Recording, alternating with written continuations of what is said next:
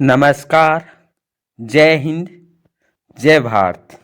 आप सभी का AB 97 क्लासेज यूट्यूब चैनल पर आपका हार्दिक स्वागत, हार्दिक अभिनंदन है। आज हम जो NCERT 10th क्लास विश्व समकालीन भारत, इसका अध्याय नंबर आज हमारा फोर्थ जो चौथा अध्याय है, औद्योगिकरण का युग, ये हम आज के इस सेशन में डिस्कशन करेंगे।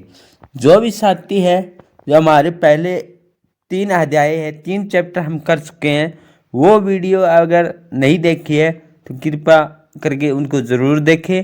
और जो भी साथी इस चैनल पे पहली बार आए हैं तो इस चैनल को सब्सक्राइब ज़रूर करें।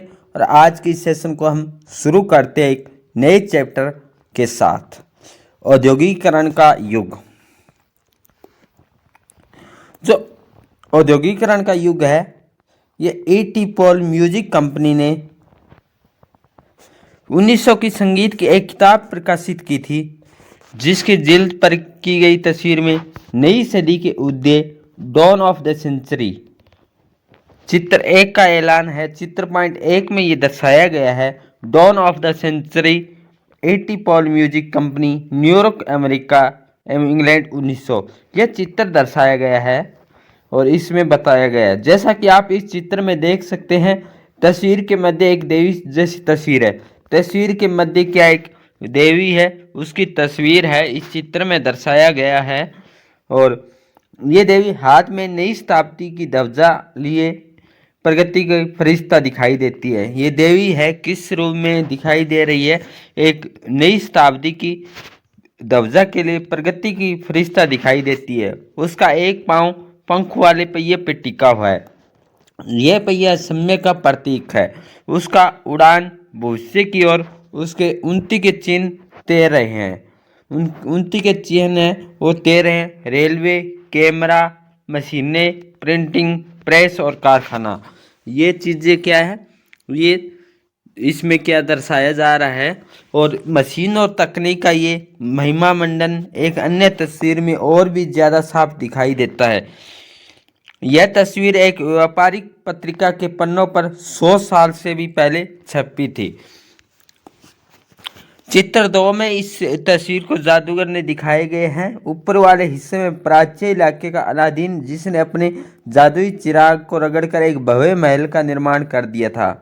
प्राच्य क्या है? नए शब्द है। प्राच्य का अर्थ क्या होता है? ये हम जो प्राच्य है, भूमध्य सागर के पूर्व में, जो भूमध्य के सागर में पूर्व में स्थित देश है। आमतौर पर यह शब्द एशिया के लिए इस्तेमाल किया जाता है।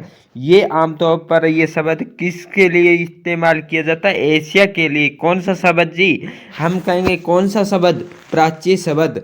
और पश्चिमी नजरिए में प्राच्य इलाके पूरे आधुनिक, पारंपरिक और रहस्यमय थे। एक आधुनिक मैकेनिक जो आधुनिक औजारों से नया जादू रच रहा है, वह पुल, पानी के जहाज और मीनार और गगनचुंबी इमारतें बनाता है। इस चित्र में दर्शाया जा रहा है। और अलाउद्दीन पूरब और अतीत का प्रतीक, मैकेनिक पश्चिम और आधुनिकता का है। और ये तस्वीरें आधुनिक विश्व की विजय गाथा कहती है। इस गाथा में आधुनिक विश्व द्रुत तकनीकी बदलाव एवं आविष्कारों, मशीनों, कारखानों, रेलवे और वाष्पोत्सव की दुनिया के रूप में दर्शाया गया है। इसमें औद्योगिकरण का इतिहास विकास की कहानी के रूप में सामने आता है और आधुनिक युग तकनीकी प्रगति के भव्य युग के रूप में उभरता है। अब ये छवि और ये संबंध लोकमानस का हिस्सा बन चुके हैं। क्या आप भी तेज औद्योगिकरण को प्रगति एवं आधुनिकता के काल का रूप में नहीं देखते? क्या आपको नहीं लगता रेलवे और फैक्ट्रियों का निर्माण, गगनचुंबी इमारतें, पुलों का विस्तार समाज का विकास का द्योतक होता है? किस तरह विकास हो रहा है ये दर्शाया जा रहा है। इसमें ये छवियाँ किस प्रकार जो विकसित हुई, इन विचारों से हमारा क्या संबंध है? क्या औद्योगिकरण के लिए तीव्र तकनीकी विकास हमेशा जरूरी होता है? क्या आज भी हम तमाम तरह की कामों को दिनों दिन बढ़ते मशीनीकरण का गुणगान कर सकते हैं? औद्योगिकरण से लोगों की जिंदगी पर क्या असर पड़ा, इस सवालों का जवाब देने के लिए हम औद्योगिकरण के इतिहास को समझना पड़ेगा। और आज ये हम अध्याय जो औद्योगिकरण का विकास है वो किस प्रकार हुआ वो हम डिस्कशन करेंगे। और औद्योगिक क्रांति से पहले औद्योगिक क्रांति से पहले औद्योगिकरण को अक्सर हम कारखानों के विकास के साथ ही जोड़कर देखते हैं कि औद्योगिकरण है इसको हम किसके साथ जोड़कर विकास के साथ को जोड़कर देखते हैं, तो किसको, कारखाने के साथ। औद्योगिकरण का जो संबंध किससे है, कारखाने के विकास के साथ देखकर हम जोड़ सकते हैं कि औद्योगिकरण हो रहा है कि नहीं हो रहा। जब हम औद्योगिक उत्पादन की बात करें, औद्योगिक उत्पादन की बात करते हैं तो हमारा आज से फैक्ट्रियों में होने वाले उत्पादन से होता है कि कह रहे हैं इसमें कि औद्योगिकरण है। औद्योगिकरण का जब हम संबंध विकास होता है तो किससे जोड़ते हैं, कारखाने से। और जो उत्पादन हो रहा है, जो विकास हो रहा है, तो वो क्या करेंगे हम, जो हमारा जो आशय होता है कि फैक्ट्रियों में होने वाले उत्पादन से होता है। जब औद्योगिक मजदूरों की बात करते हैं तो हमारा आशय कारखानों में काम करने वाले मजदूरों से होता है। औद्योगिकरण के इतिहास अक्सर प्रारंभिक फैक्ट्रियों की स्थापना से शुरू होते हैं। कि यहाँ से हमारा जो इम्पोर्टेंट क्या है कि इम्पोर्टेंट लाइन ये है कि औद्योगिकरण को अक्सर हम किसके विकास के साथ ही जोड़कर देखते हैं, तो कारखानों के साथ। और अगर औद्योगिक उत्पादन की बात करें तो क्या है, हम फैक्ट्री में होने वाले उत्पादन से होता है। जब हम औद्योगिक मजदूरों की बात करते हैं तो क्या है, हमारा आशय कारखानों में काम करने वाले मजदूरों से होता है। और ये अक्सर प्रारंभिक फैक्ट्रियों की स्थापना से शुरू होते हैं औद्योगिकरण। पर इस सोच में एक समस्या है। क्या समस्या है जी, दरअसल इंग्लैंड और यूरोप में फैक्ट्रियों की स्थापना से पहले ही अंतर्राष्ट्रीय बाजार के लिए बड़े पैमाने पर औद्योगिक उत्पादन होने लगा था। कि एक समस्या उत्पन्न हुई है। कौन सी समस्या उत्पन्न हुई है जी, तो इंग्लैंड और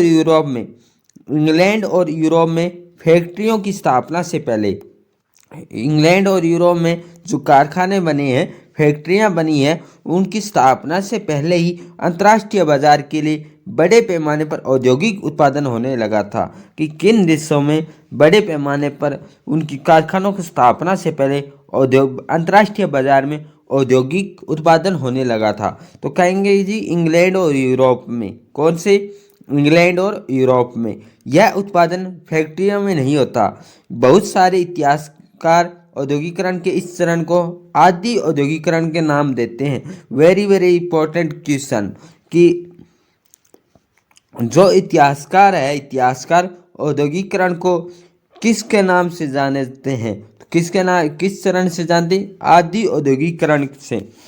17वीं और 18वीं शताब्दी में यूरोपीय शहर के सौदागर गांव की तरफ रुख करने लगे थे। 17वीं और 18वीं शताब्दी में यूरोपीय शहर के जो सौदागर थे किसकी तरफ रुख करने लगे, गांव की तरफ। कौन जी, 17वीं 18वीं शताब्दी में यूरोपीय शहर के सौदागर जो व्यापारी थे वो गांव की तरफ है रुख करने लगे। किसान और कारीगरों को पैसा देते थे। किनको पैसा देते थे जी, किसान और कारीगरों को। उनसे अंतर्राष्ट्रीय बाजार के लिए उत्पादन करवाते थे। 17वीं और 18वीं शताब्दी में यूरोपीय शहर के सौदागर गांव की तरफ रुख करने लगे।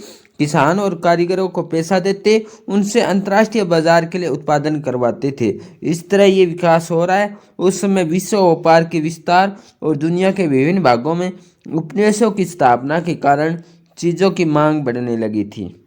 कि 17वीं और 18वीं शताब्दी में जो यूरोपीय सौदागर है वो किसकी तरफ बढ़ने लगे थे, तो हम कहेंगे जी गांव की तरफ। ये क्या करते थे, पैसे है किसानों को क्यों देते, किसान और कारीगरों को पैसे देते थे, उनसे क्या काम करवाते थे, अंतर्राष्ट्रीय बाजार के लिए उत्पादन करवाते थे जो सौदागर थे।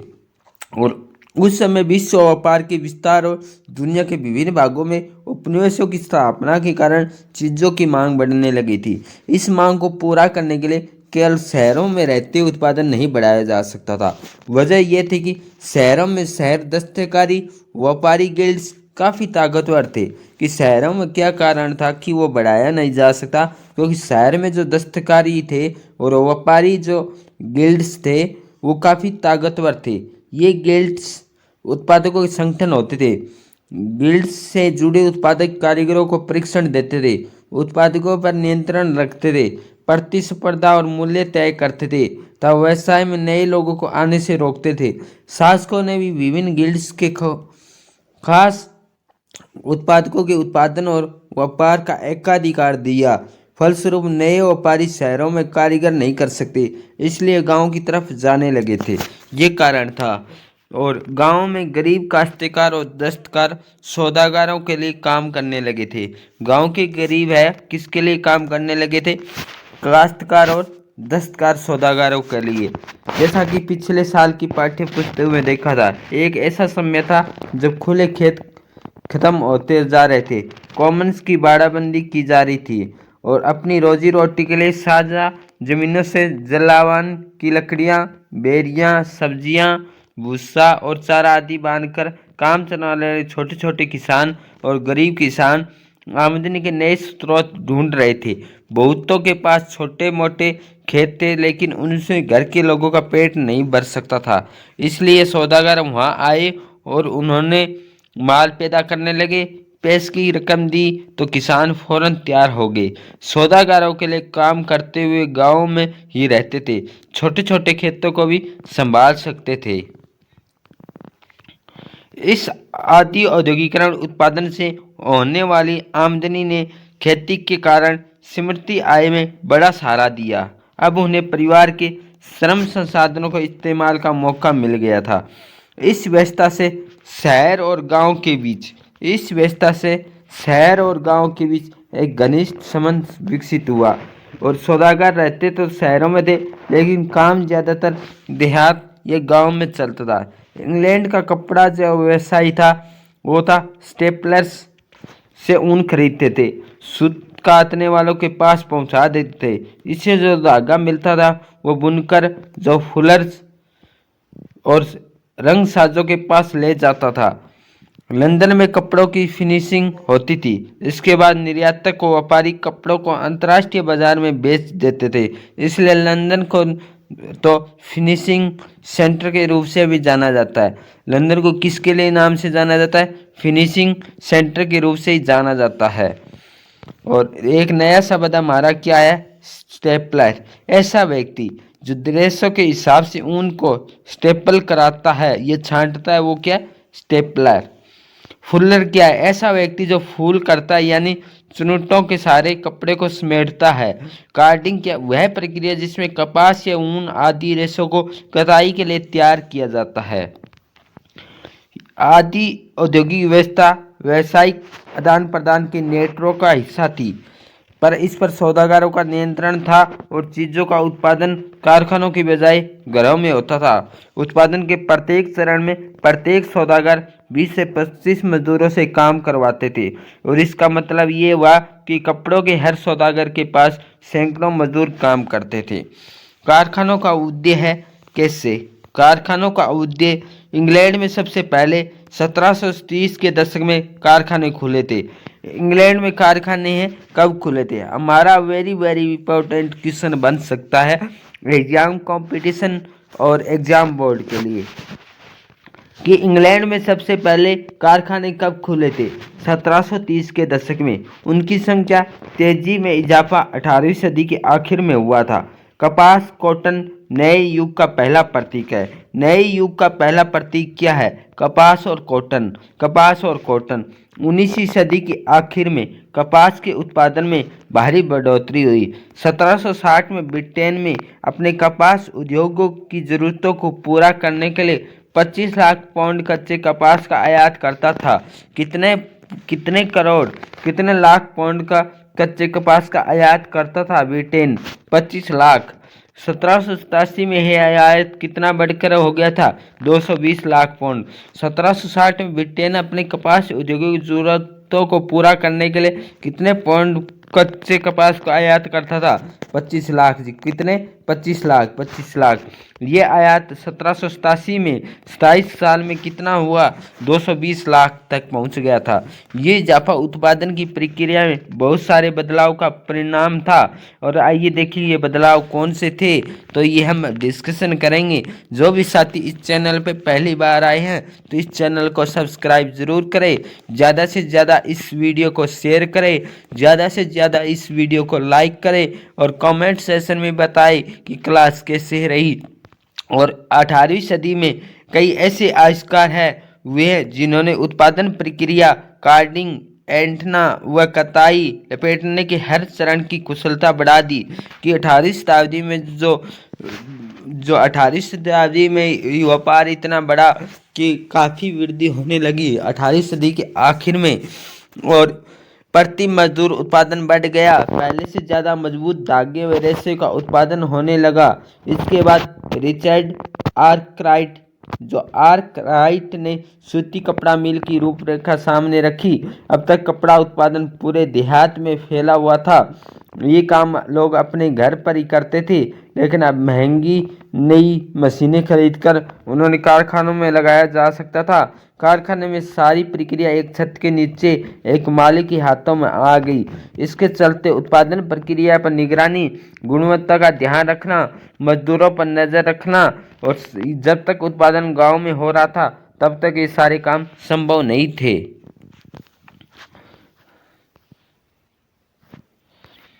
19वीं सदी की शुरुआत में कारखाने इंग्लैंड के भूदृश्य का अभिन्न अंग बन गए थे। नए कारखाने इतने विशाल, नई प्रौद्योगिकी की ताकत इतनी जादुई दिखाई देती थी। उस समय के लोगों की आंखें चौंध दिया जाता थी, मजबूत चौंक जाते थे। लोगों का ध्यान कारखानों पर टिका रह जाता था। वे इस बात को मानो भूल ही जाते थे कि उनकी आंख में ओझल गलियों और वर्कशॉप से भी अभी भी उत्पादन चालू है। नेक्स्ट हमारा पॉइंट है जी 1.2। 1.2 क्या है? औद्योगिक परिवर्तन की रफ्तार। जो औद्योगिक की जो रफ्तार है वो कैसे हुई, औद्योगिकरण की प्रक्रिया कितनी तेज थी। क्या औद्योगिकरण का मतलब केवल फैक्ट्री उद्योगों के विकास तक ही सीमित होता था? क्या था? तो पहला सूती उद्योग और कपास उद्योग ब्रिटेन के सबसे फलते फूलते उद्योग थे। कि जो सूती उद्योग और कपास उद्योग है ये किसके फलते फूलते उद्योग थे? ब्रिटेन के। किसके थे जी? ब्रिटेन के। और तेजी से बढ़ता हुआ कपास उद्योग 1840 के दशक तक औद्योगिकरण के पहले चरण में सबसे बड़ा उद्योग बन चुका था।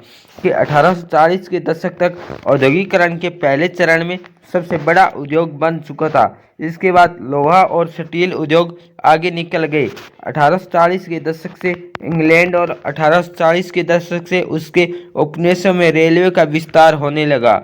1840 में क्या हुआ और 1860 के बीच में उपनिवेशों में रेलवे का विस्तार होने लगा। रेलवे का विस्तार 1840 और 1860 के दशक में हुआ। लोहे और स्टील की जरूरत तेजी से बढ़ी। 1873 ब्रिटेन के लोहा और स्टील निर्यात का मूल्य कितना हुआ था? 7.7 करोड़ पाउंड हो गया था। 1873 में ब्रिटेन के लोहा और स्टील निर्यात कितना हुआ था? 7.7 करोड़ पाउंड हो गया। ये राशि इंग्लैंड के कपास निर्यात के मूल्य से क्या थी? दुगनी थी। इंग्लैंड के कपास निर्यात से कितनी थी? दोगुनी थी। दूसरा, नए उद्योग परंपरागत उद्योगों को इतनी आसानी से हाशिए पर नहीं ढकेले सकते थे। 19वीं सदी के आखिर में तकनीकी रूप से विकसित औद्योगिक क्षेत्र काम करवाने वाले मजदूरों की संख्या कुल मजदूरों में 20% से ज़्यादा नहीं थी। कपड़ा उद्योग एक गतिशील उद्योग था। कपड़ा उद्योग क्या था? एक गतिशील उद्योग था, लेकिन उसके उत्पादन का बड़ा हिस्सा कारखानों में नहीं बल्कि घरेलू इकाइयों में होता था। तीसरा कारण क्या था? यद्यपि परंपरागत उद्योगों में परिवर्तन की गति भाप से चलने वाले सूती और धातु उद्योगों से तय नहीं हो रही थी, लेकिन ये परंपरागत उद्योग पूरी तरह ठहराव की अवस्था में भी नहीं थे। खाद्य प्रसंस्करण, निर्माण, पोल्ट्री, कांच के काम, श्रम शोधन, फर्नीचर, औजारों के उत्पादन जैसे बहुत सारे गैर मशीनी क्षेत्र जो तरक्की हो रही थी, मुख्य रूप से साधारण और छोटे छोटे आविष्कारों का ही परिणाम था। चौथा था प्रौद्योगिकी बदलाव की गति धीमी थी। औद्योगिक भूदृश्य पर ये बदलाव नाटकीय तेजी से नहीं फैले।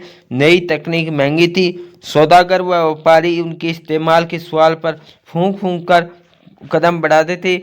मशीनें अक्सर खराब हो जाती थी। उनकी मरम्मत पर काफ़ी खर्चा आता था। वे उतनी अच्छी भी नहीं थी जितनी उनके आविष्कार और निर्माताओं का दावा था। इस बात को समझने के लिए आइए भाप के इंजन का उदाहरण लें।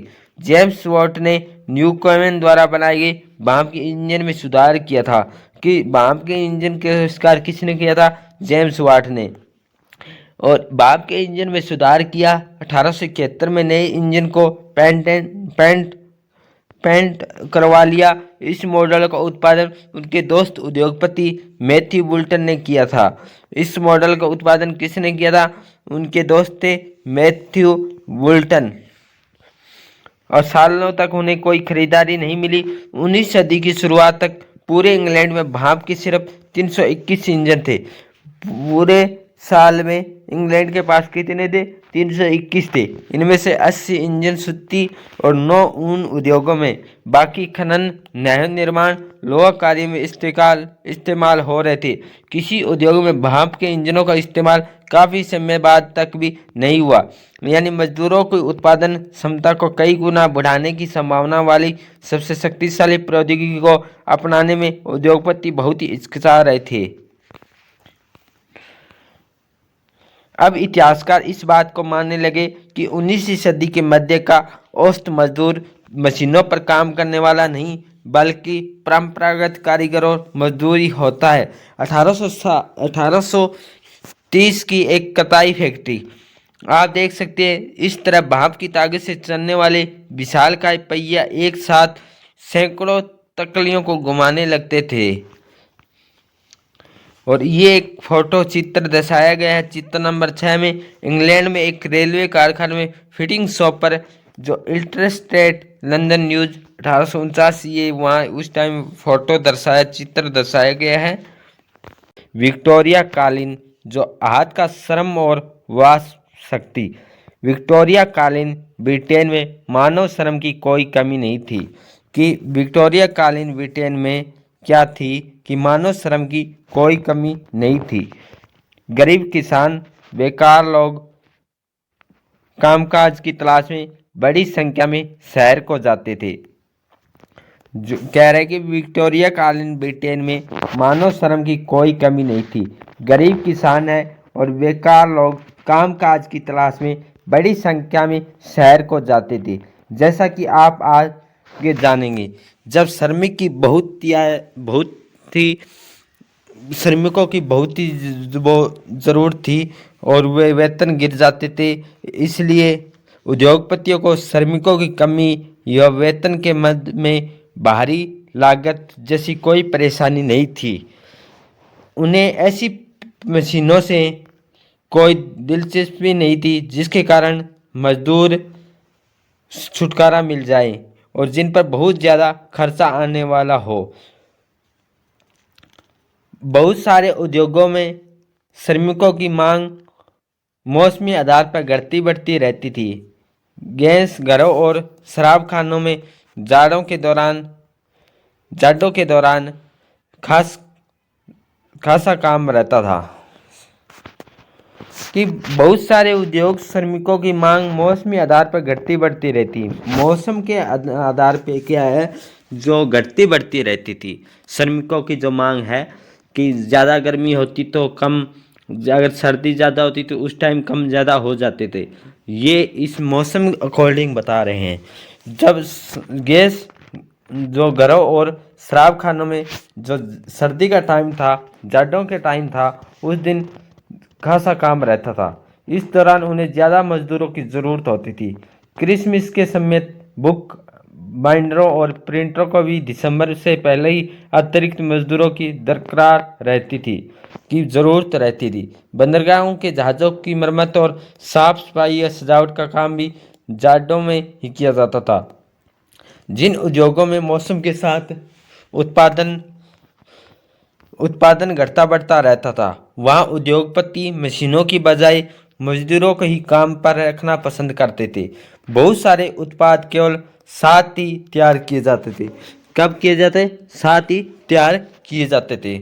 मशीनों से एक जैसे तय किस्म के उत्पाद ही बड़ी संख्या से बनाए जा सकते थे, लेकिन बाजार में अक्सर बारीक डिजाइन और खास आकारों वाली चीज़ों की काफ़ी मांग रहती। उदाहरण के लिए ब्रिटेन में 19वीं सदी के मध्य 500 तरह के हथौड़े और 45 तरह की कुल्हाड़ियाँ बनाई जा रही थी। कितने? कि ब्रिटेन में 19वीं सदी के मध्य में 500 तरह के हथौड़े, 45 तरह की कुल्हाड़ियाँ बनाई जा रही थी। इन्हें बनाने के लिए यांत्रिक प्रौद्योगिकी नहीं बल्कि इंसानी निपुणता की जरूरत थी। विक्टोरिया कालीन ब्रिटेन में उच्च वर्ग के लोग कुलीन और पूंजीपति वर्ग हाथों से बनी चीज़ों की तरजीह देते थे। हाथों से बनी चीज़ों को परिष्कार और सुरुचि का प्रतीक माना जाता था। फिनिश अच्छी होती थी, उनको एक करके बनाया जाता था, उनकी डिजाइन अच्छा होता था। मशीनों से बनने वाले उत्पादों को उपनिवेशों में निर्यात कर दिया जाता था। और ये लोहे की फैक्ट्री है, मजदूर है। उत्तर पूर्व इंग्लैंड विलियम बेल स्कॉट की पेंटिंग है, 1861 में ये दर्शाई जा रही है। और नेक्स्ट हमारा है पॉइंट, जिन देशों में मजदूरों की कमी होती थी, जिन देशों में मजदूरों की कमी होती थी और वह उद्योगपति मशीनों का इस्तेमाल करना ज़्यादा पसंद करते थे ताकि कम से कम मजदूरों का इस्तेमाल करके अपना काम चला सके। 19वीं सदी के अमेरिका में नई यही स्थिति थी, लेकिन ब्रिटेन में कामगारों की कोई कमी नहीं थी। मजदूरों की ज़िंदगी क्या थी, कैसे उनका रहन सहन, कैसे उनका क्या बर्ताव उनके साथ व्यवहार होता था और कैसे उनको वसीयत दी जाती थी, ये हम 2.1 मजदूरों की ज़िंदगी इसमें डिस्कशन करेंगे। जो भी साथी इस चैनल पे पहली बार आए हैं तो इसको सब्सक्राइब ज़रूर करें, चैनल को ज़्यादा से ज़्यादा इस वीडियो को शेयर करें, लाइक करें और सेशन को ज़्यादा से ज़्यादा अपने ग्रुप में, व्हाट्सएप ग्रुप, फेसबुक ग्रुप में ज़रूर डालें। और आज हम मजदूरों की ज़िंदगी है ये हम डिस्कशन करेंगे। बाज़ार में श्रम की बहुतायत से मजदूरों की ज़िंदगी भी प्रभावित हुई कि मजदूरों में जो बाज़ार में श्रम की है जो बहुतायत से मजदूरों की ज़िंदगी भी प्रभावित हुई। जैसे ही नौकरियों की खबर गांव में पहुंची तो सैकड़ों की तादाद में लोगों के हुजूम शहरों में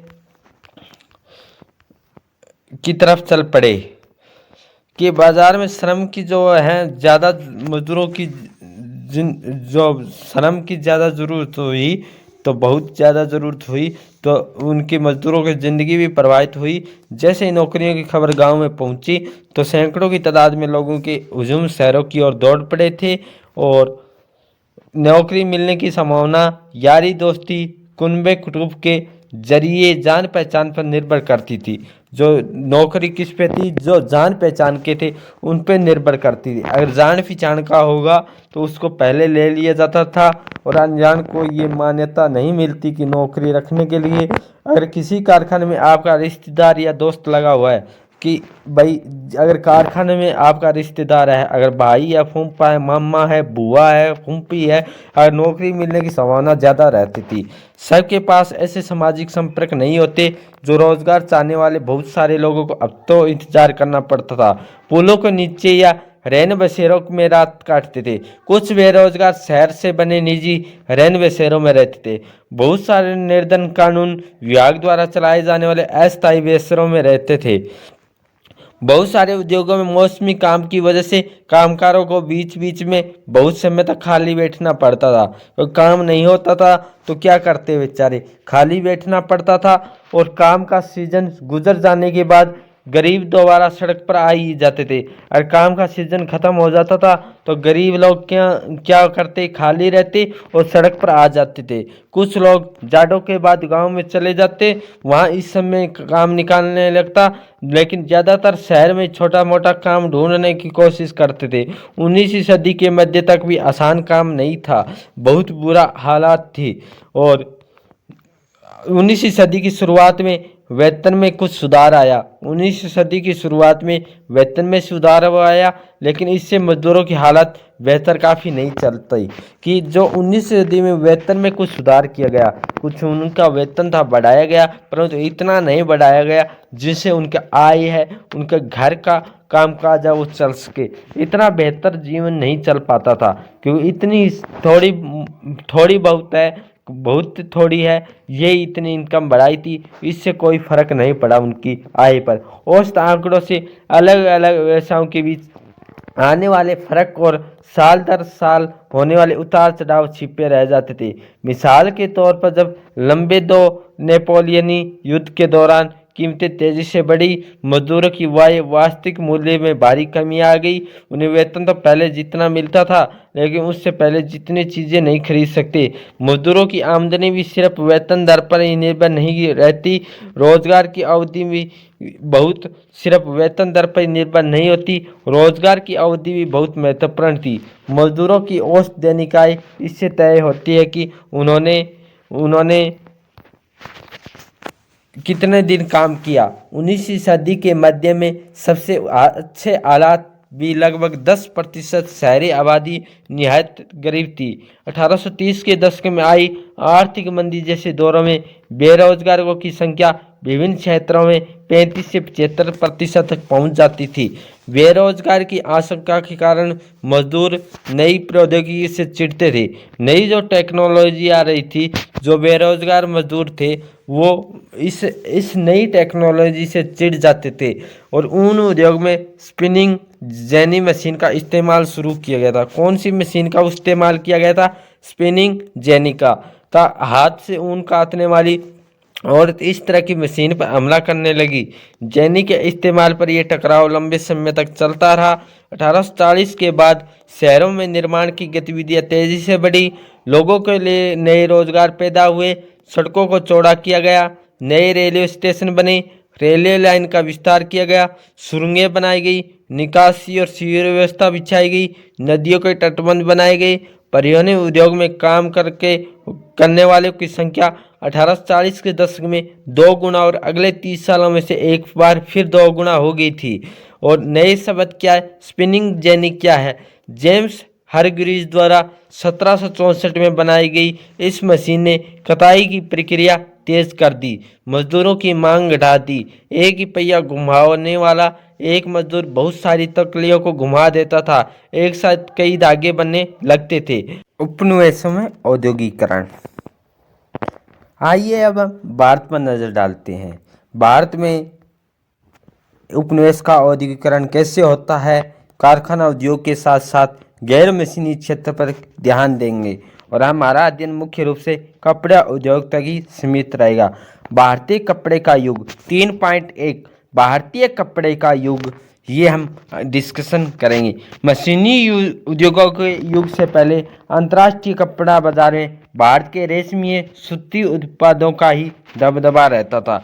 कि मशीनी उद्योगों के युग से पहले अंतर्राष्ट्रीय कपड़ा बाजार में भारत के रेशमी और सूती उत्पादकों का ही दबदबा रहता था। बहुत सारे देशों में मोटा कपास पैदा होता था। बहुत सारे देशों में क्या होता था? मोटा कपास। लेकिन भारत में पैदा होने वाला कपास महीन किस्म का था।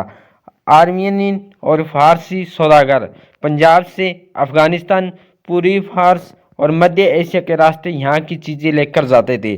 जो भारत की चीज़ें हैं, जो सौदागर थे, व्यापारी थे, वो किस और रास्ते की ओर आते थे?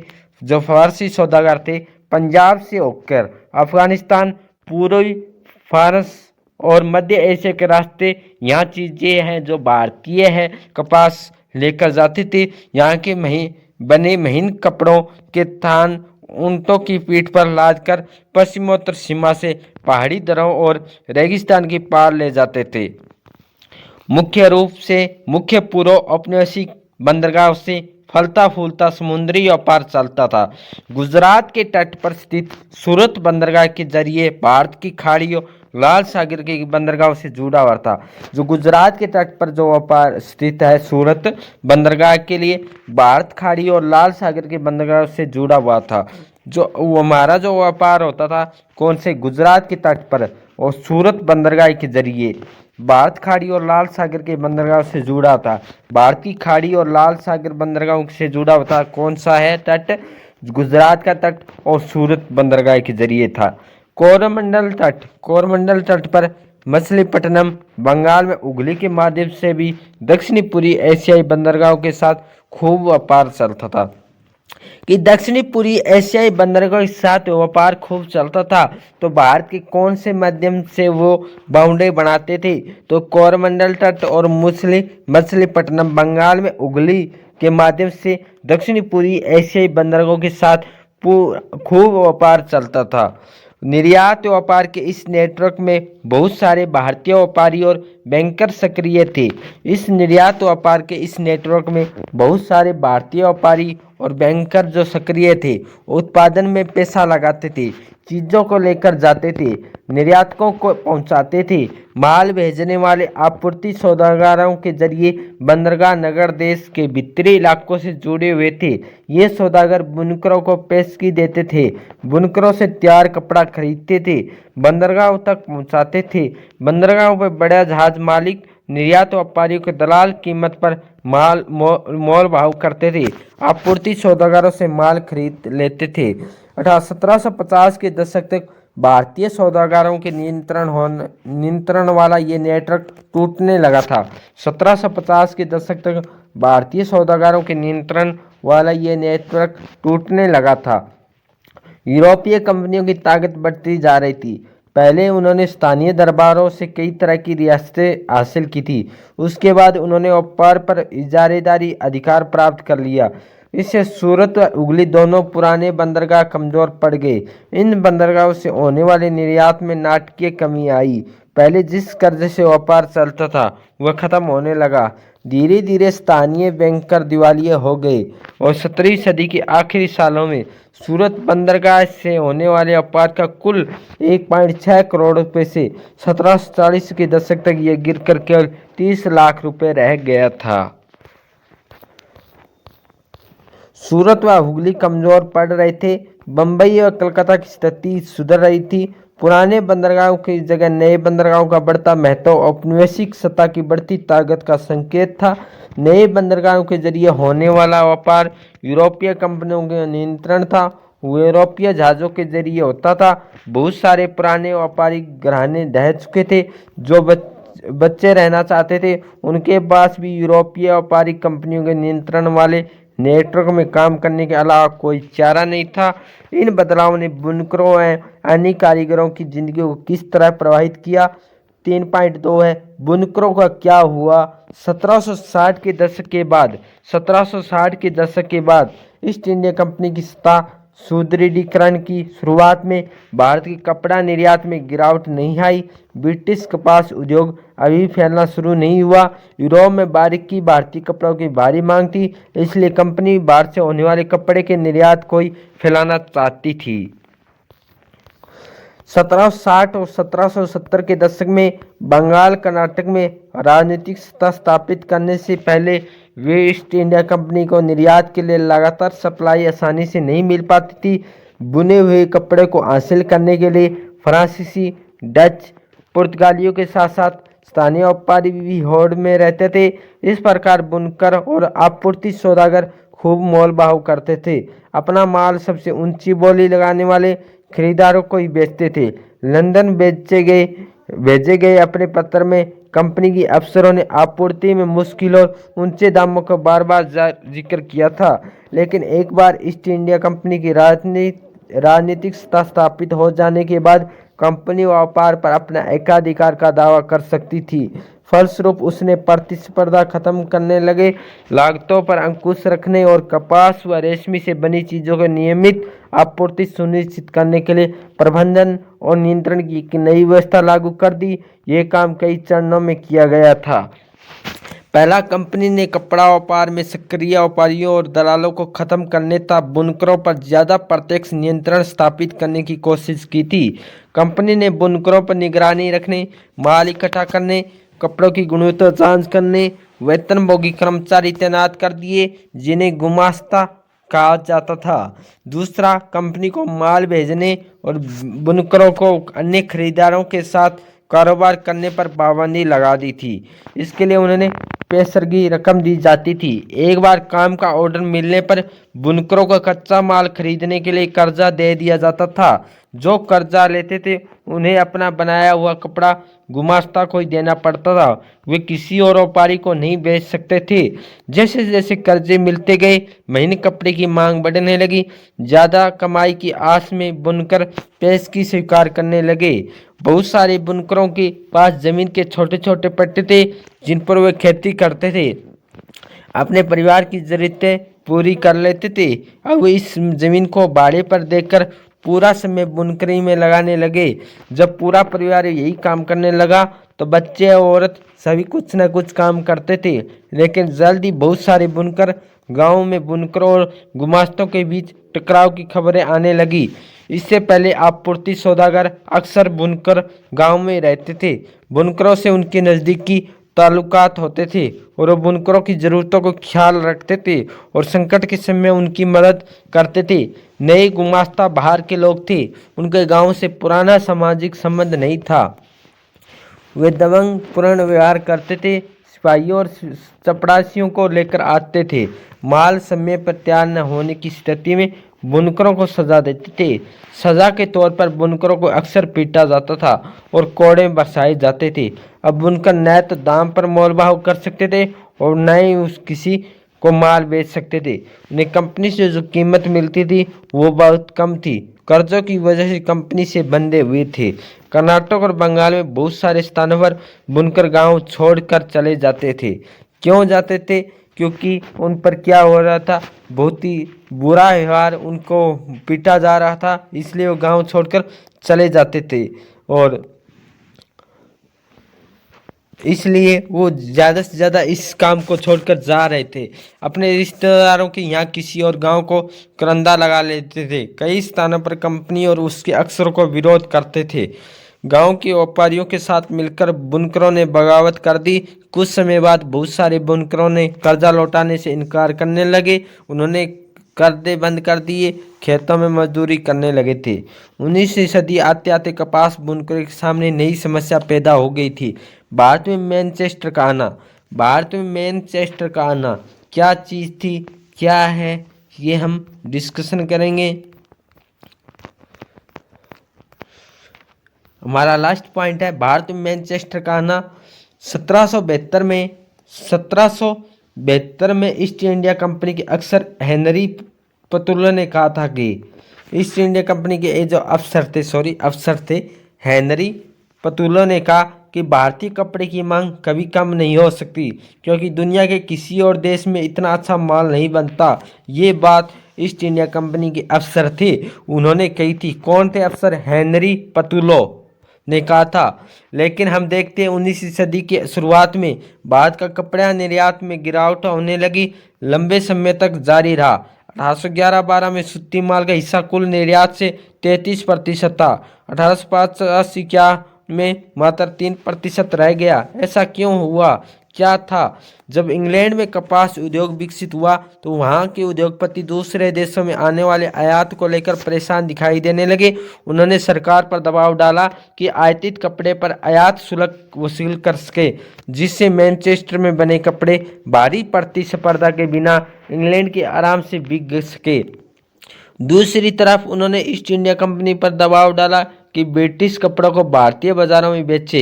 19वीं सदी की शुरुआत में ब्रिटेन के वस्त्र उत्पादों के निर्यात में नाटकीय वृद्धि हुई। 18वीं सदी के आखिर में भारत में उत्पादों को न के बराबर निर्यात होता। 1850 तक आते आते सूती का आयात भारतीय आयात के 31% हो चुका था। 1870 तक ये आंकड़ा 50% से ऊपर चला गया। इस प्रकार भारत में कपड़ा बुनकरों के सामने दो समस्याएं थी। उनका निर्यात बाजार ढह रहा था, स्थानीय बाजार सिकुड़ने लगा था। स्थानीय बाजार में मैनचेस्टर के आयातित मालों में भरमार थी। कम लागत पर मशीनों से बनने वाले आयातित कपास उत्पाद इतने सस्ते कि बुनकर उनका मुकाबला नहीं कर सकते थे। 1850 के दशक तक देश के ज़्यादातर बुनकर इलाकों में गिरावट और बेकारी की किस्सों की भरमार थी। 1860 के दशक में बुनकरों के सामने नई समस्या खड़ी हुई। उन्हें अच्छी कपास नहीं मिल पा रही थी, लेकिन जब अमेरिकी गृह युद्ध शुरू हुआ तो अमेरिका से कपास की आमद बंद हो गई। ब्रिटेन बाहर से कच्चा माल मांगने लगा। बाहर से कच्चे कपास के निर्यात से इस वृद्धि से उसकी कीमत आसमान छूने लगी। भारतीय बुनकरों को कच्चे माल के लाले पड़ गए और मनमानी कीमत पर कच्ची कपास खरीदनी पड़ती थी। ऐसी सूरत में बुनकरों के सारे पेट पालना संभव नहीं था। 19वीं सदी के आखिर में बुनकरों और कारीगरों के सामने एक और समस्या आ गई। अब भारतीय कारखानों में उत्पादन होने लगा। बाजार मशीनों की बनी चीज़ों से पट गया था और ऐसे में बुनकर उद्योग किस तरह कायम रह सकता था। बम्बई में पहली कपड़ा मिल कब लगी थी? तो हमारा आंसर आएगा 1854 में। 1854 में बम्बई में पहली कपड़ा मिल लगी। 2 साल बाद उसमें उत्पादन होने लगा। 1862 तक आते आते ऐसी 4 मिलें काम कर रही थी।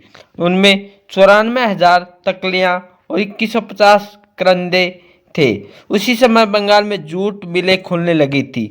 कि भारत में पहली जो मिल कंपनी है, पहली कपड़ा मिल है, वो कब लगी थी? 1854 में लगी थी और 1855 तक दूसरी साल में 7 साल बाद 1862 में चालू हो गई थी। कि देश की पहली जूट मिल 1855 में और दूसरी 7 साल बाद 1862 में चालू हो गई थी। उत्तरी भारत में एलिगन मिल 1860 के दशक में कानपुर में खोली गई थी। उत्तरी भारत में कहाँ खोली गई थी? कानपुर में। कब जी? 1860 में। इसके साल बाद अहमदाबाद की पहली कपड़ा मिल भी चालू हो गई थी। 1874 में मद्रास में पहली बार कताई और बुनाई मिल खुल गई थी। मद्रास में कब खुली? 1854 में। 1854 में सबसे पहले शुरुआत होती है मुंबई से।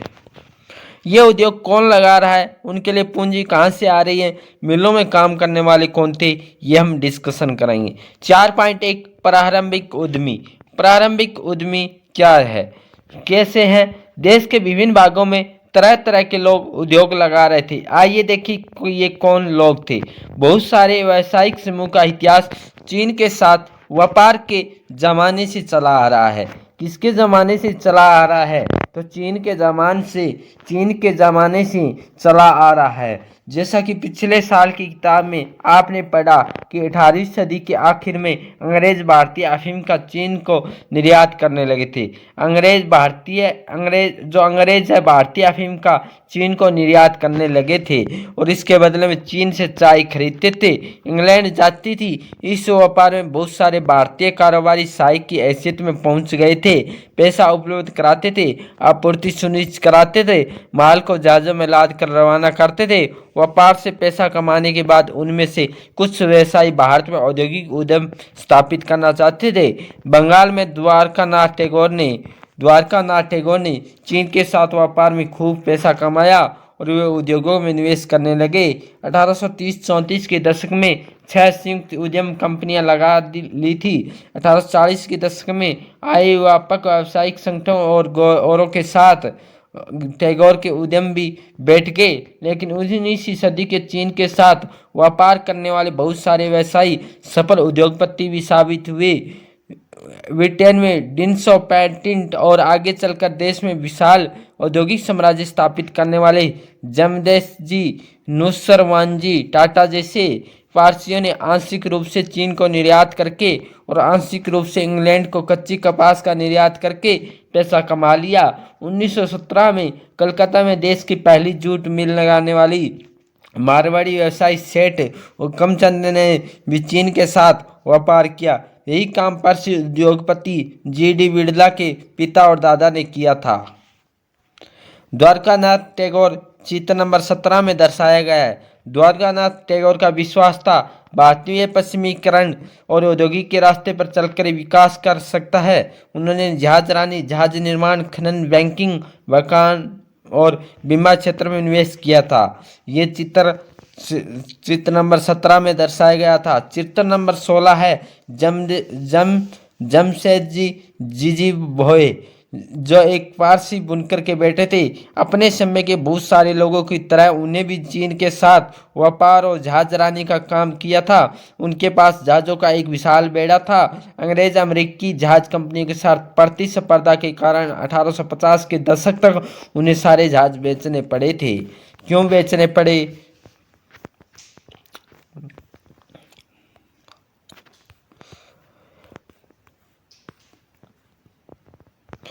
1917 में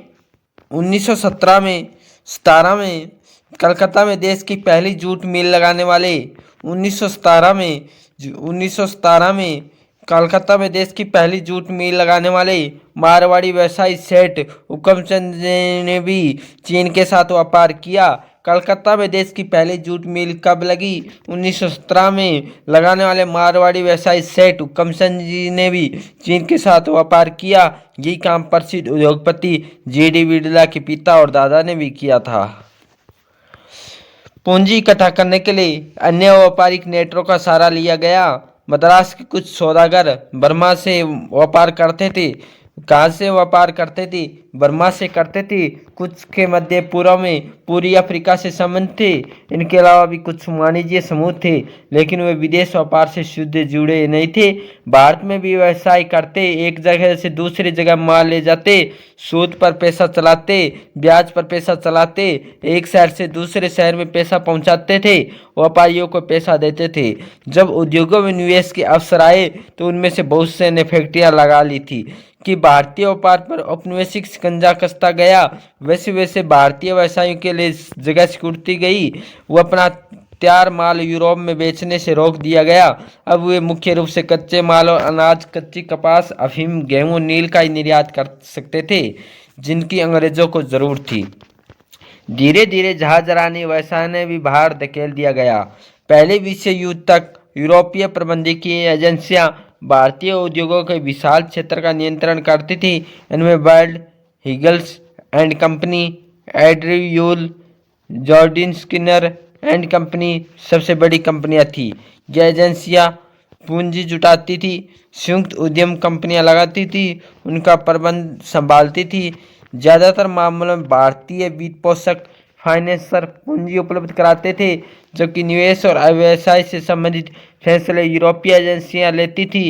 यूरोपीय उद्योगपतियों के अपने वाणिज्य परिसंघ थे, जिनमें भारतीय व्यवसाय को शामिल नहीं किया जाता था। मजदूर कहाँ से आए? मजदूर कहाँ से आए? फैक्ट्रियाँ होगी तो मजदूर भी होंगे। फैक्ट्रियों के विस्तार से मजदूरों की मांग बढ़ने लगी। 1901 में भारतीय फैक्ट्रियों में 5,84,000 मजदूर काम करते थे। 1946 तक संख्या बढ़कर 24,36,000 हो चुकी थी। ये मजदूर कहाँ से आए? ज़्यादातर औद्योगिक इलाकों के मजदूर आसपास के जिलों से आते थे। जिन किसानों कारीगरों को गांव में काम नहीं मिलता, वो औद्योगिक केंद्रों की तरफ जाने लगते थे। क्या होता, जब गांव में काम ही नहीं होता तो ये कहाँ औद्योगिक क्षेत्र थे, उस ओर जाते थे। 1911 में बम्बई के सूती कपड़ा उद्योग में काम करने वाले 50% से ज़्यादा मजदूर पास के रत्नागिरी जिले से आए थे। कानपुर की मिलों में काम करने वाले ज़्यादातर कानपुर जिले के गांव से थे। मिल मजदूर बीचों बीच में अपने गांव में जाते रहते थे। फसलों की कटाई और त्योहार के समय गांव में लौट जाते थे। नज़दीक के थे तो इसलिए अपने गांव वापस चले जाते थे। और बाद में जब वे नए कामों की खबर फैली तो दूर दूर से भी लोग आने लगे। उदाहरण के लिए संयुक्त प्रांत के लोग बम्बई की कपड़ा मिलों और कलकत्ता के जूट मिलों में काम करने के लिए पहुंच गए थे। बम्बई के एक मिल के युवा कामगार 20वीं सदी की शुरुआत, ये चित्र 19 में दर्शाया गया है। नौकरी पाना हमेशा मुश्किल था, क्योंकि मिलों की संख्या बढ़ती जा रही थी, मजदूरों की मांग बढ़ रही थी, लेकिन रोजगार चाहने वालों की संख्या रोजगारों के मुकाबले हमेशा ज़्यादा रहती थी। मिलों में प्रवेश भी निषिद्ध था। उद्योगपति नई मजदूरों की भर्ती के लिए प्राय एक जॉबर रखते थे। जो नए उद्योगपतियों के लिए जो मजदूरों मिलों में प्रवेश निषिद्ध था, उद्योगपति नए मजदूरों की भर्ती के लिए उद्योगपति थे नए मजदूरों की भर्ती के लिए एक क्या रखते थे? जॉबर। जॉबर कोई पुराना और विश्वस्त कर्मचारी होता था। जॉबर कौन होता था? क्वेश्चन आएगा कि जॉबर कौन था? जो मजदूरों की भर्ती के लिए प्राय एक जॉबर रखा जाता। जॉबर कौन होता था? पुराना और विश्वस्त कर्मचारी होता था। जो पहले जो कर्मचारी होता था, जो नई मजदूरों को भर्ती करता था, उसे जॉबर कहते हैं। वो अपने गांव से लोगों को लाता था, अपने काम को भरोसा देता था और शहर में जमने के लिए मदद देता था। मुसीबत में पैसे से मदद करता था। इस प्रकार जॉबर ताकतवर और मजबूत मजबूत व्यक्ति था। जॉबर कौन था? जैसे हम कहीं लगे रहे हैं तो हम अपने आसपास गांव, अपने गांव के जो है कर्मचारी वहाँ भर्ती करवाते थे और वो क्या होता था, एक जॉबर होता था। जॉबर ही उसको जो साथ लेकर आता था, उसको सुविधा देता था, रूम दिलवाता था, तो पैसे की जरूरत थी तो पैसा देता। इसलिए जॉबर एक ताकतवर व्यक्ति था। इस प्रकार जॉबर ताकतवर और मजबूत व्यक्ति बना। बाद में जॉबर मदद के बदले पैसे या तोहफों की मांग करने लगे, मजदूरों की जिंदगी को नियंत्रित करने लगे थे। वही बाद में मजदूरों से तोहफा है वो लेने लगे। समय के साथ साथ फैक्ट्री मजदूरों की संख्या बढ़ने लगी, लेकिन जैसा कि आप देखेंगे कुल औद्योगिक श्रम शक्ति में उनका अनुपात बहुत छोटा था। ये दर्शाया गया है चित्र 20 में। मुख्य जॉबर जॉबर अपने अलग अलग इलाकों में सरदार या मिस्त्री आदि भी कहते हैं।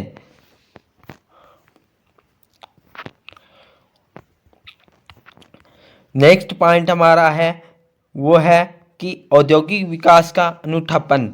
औद्योगिक विकास का अनूठापन क्या है? भारत में औद्योगिक उत्पादन व वर्षों रखने वाली यूरोपीय प्रबंधकीय एजेंसी की कुछ खास तरह के उत्पादों से ही दिलचस्पी थी। उन्होंने औपनिवेशिक सरकार से सस्ती कीमत पर जमीन लेकर चाय या कॉफी के बागान लगाए और खनन, नील व जूट व्यवसाय में पैसे का निवेश किया। इनमें से ज़्यादातर ऐसे उत्पाद थे जिनकी भारत में बिक्री के लिए नहीं बल्कि मुख्य रूप से निर्यात के लिए आवश्यकता थी। 19वीं सदी के आखिर में जब भारतीय व्यवसाय उद्योग लगाने लगे तो उन्होंने भारतीय बाजार में मैनचेस्टर की बनी चीज़ों से प्रतिस्पर्धा नहीं की। भारत आने वाले ब्रिटिश मालों में धागा बहुत अच्छा नहीं था, इसलिए भारत की शुरुआती सूती मिलों में कपड़ों की बजाय मोटे सूती धागों की बनाए जाते थे। जब धागों का आयात किया जाता था तो हमेशा बेहतर किस्म का होता था। भारतीय कताई मिलों से बनने वाले धागे को भारत के हथकरघा बुनकर इस्तेमाल करते थे। उनके चीन को निर्यात भी कर दिया जाता था। 20वीं सदी के पहले दशक तक भारत औद्योगिकरण का ड्राक की कई बदलाव की चपेट में आ चुका था।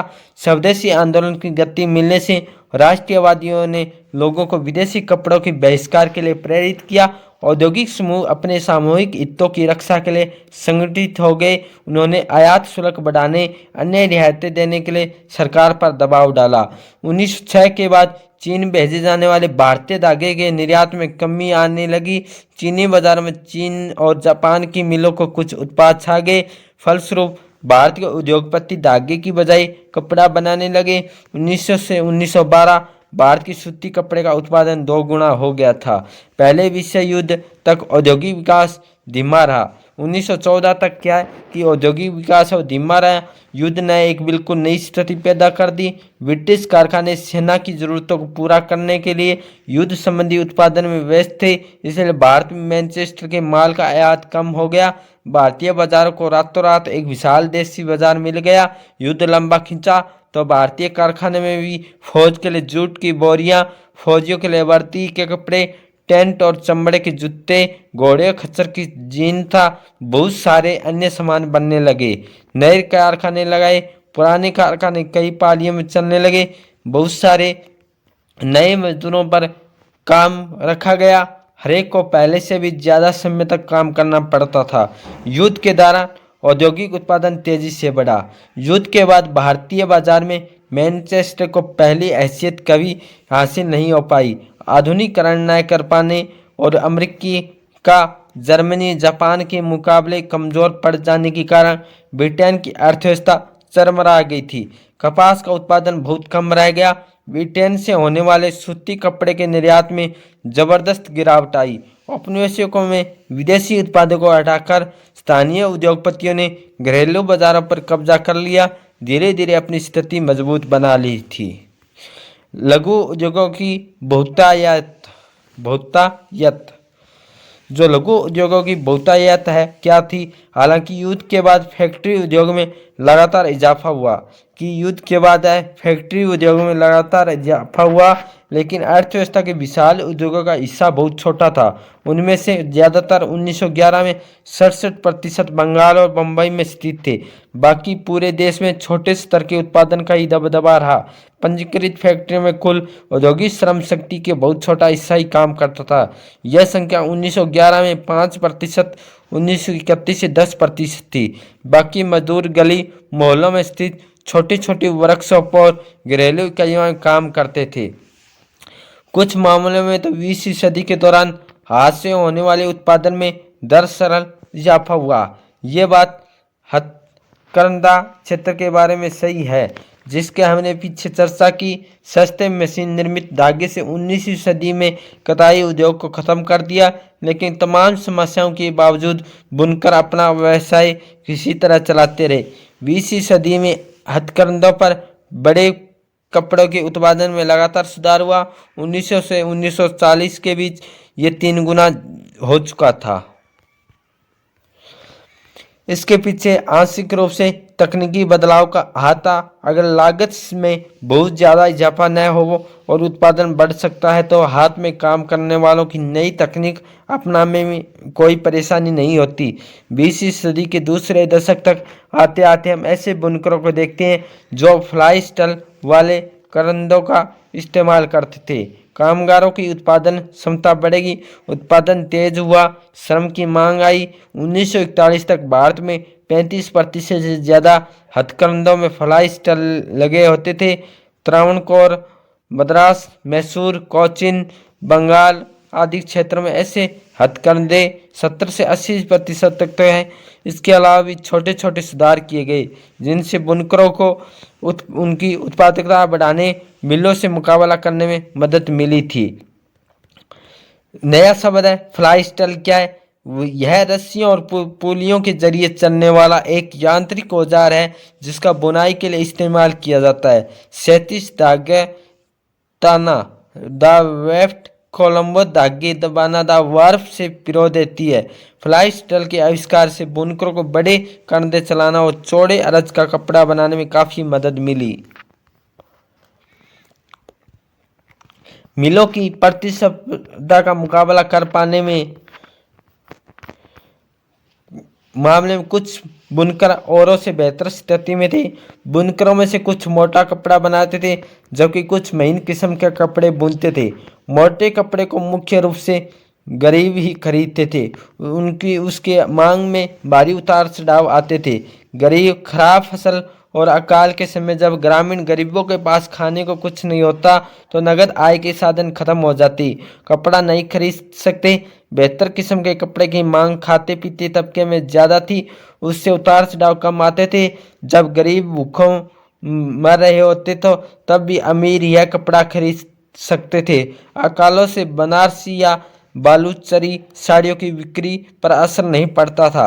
वैसे ही जैसा कि आप देख चुके हैं, मेल विशेष प्रकार की बुनाई की नकल नहीं कर सकते थे। बुने हुए बॉर्डर वाली साड़ियों या मद्रास की प्रसिद्ध लुंगियों की जगह ले लेना मिलों के लिए आसान नहीं था। ऐसा भी नहीं है कि 20वीं सदी में जो उत्पादन बढ़ाते जा रहे थे, बुनकरों व अन्य दस्तकारों को हमेशा फायदा ही हो रहा था। उनको जिंदगी बहुत कठोर थी, उन्हें दिन रात काम करना पड़ता था। अक्सर पूरा परिवार, बच्चे, बूढ़े, औरतें हैं, उत्पादन के किसी न किसी काम में हाथ बटाता था। लेकिन ये फैक्ट्रियां युग के अतीत के विशेष अवशेष बन नहीं थे। उनका जीवन और श्रम औद्योगिकरण की प्रक्रिया का अभिन्न अंग थे। वस्तुओं के लिए बाजार। वस्तुओं के लिए बाजार है। हम देख चुके हैं किस तरह ब्रिटिश निर्माताओं ने भारतीय बाजार पर कब्जे के लिए प्रयास किया। किस तरह भारतीय बुनकरों व दस्तकारों को व्यापारियों और उद्योगपतियों ने औपनिवेशीकरण नियंत्रण का विरोध किया। आयात शुल्क के लिए मांग उठाई, अपने लिए जगह बनाई, अपने माल के बाजार को फैलाने का प्रयास किया। जब नई चीज़ें बनती तो लोगों ने उन्हें खरीदने के लिए प्रेरित भी करना पड़ता था। लोगों को लगना चाहिए कि उन्हें उस उत्पाद की ज़रूरत है। इसके लिए क्या किया गया? नए उपभोक्ता पैदा करने का एक तरीका विज्ञापनों का था। जैसे कि आप जानते हैं, विज्ञापन विभिन्न उत्पादों को जरूरी और वांछनीय बना लेते हैं,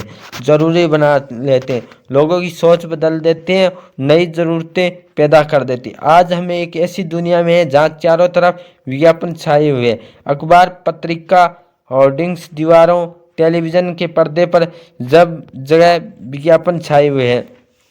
इतिहास में पीछे मुड़कर देखेंगे तो पता चलता है कि औद्योगिकीकरण की शुरुआत से ही विज्ञापनों ने विभिन्न उत्पादों के बाजार को फैलाने में एक और नई उपभोक्ता संस्कृति रचने में अपनी भूमिका निभाई है। जब मैनचेस्टर के उद्योगपति ने भारत में कपड़ा बेचना शुरू किया तो वे कपड़ों के बंडलों में लेबल लगाते। लेबल का फायदा ये होता कि खरीदारों को कंपनी का नाम व उत्पादन की जगह पता चल जाती। लेबल पर ही चीज़ों की गुणवत्ता का प्रतीक था। किसी लेबल पर मोटे अक्षर मेड इन मैनचेस्टर लिखा दिखाई देता तो खरीदारों को कपड़ा खरीदने में किसी तरह का डर नहीं रहता था।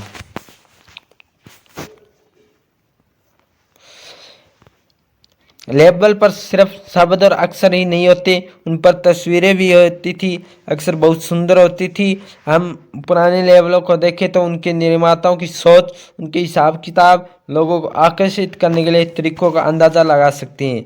इन लेबलों पर भारतीय देवी देवताओं की तस्वीर प्राय होती थी। देवी देवताओं की तस्वीर के बहाने निर्माताओं ने ये दिखाने की कोशिश करते ईश्वर भी चाहता है कि लोग इस चीज़ को खरीदें। कृष्ण या सरस्वती की तस्वीरों का फायदा ये होता कि विदेशों में बनी चीज़ भी भारतीयों की जानी पहचानी सी लगती थी। 19वीं सदी के आखिर में निर्माताओं ने अपने उत्पादों को बेचने के लिए कैलेंडर छपाने लगे। अखबारों या पत्रिकाओं को तो पढ़ लिखे लोग ही समझ सकते थे, लेकिन कैलेंडर उनको भी समझ आ जाते जो पढ़ नहीं सकते थे। चाय की दुकान, दफ्तरों, मध्यवर्गीय घरों में कैलेंडर लटके रहते थे। जो इनको कैलेंडर लगाते थे वे विज्ञापन भी हर रोज पूरे साल देखते थे। कैलेंडरों में भी नए उत्पादों को बेचने के लिए देवताओं की तस्वीर होती थी।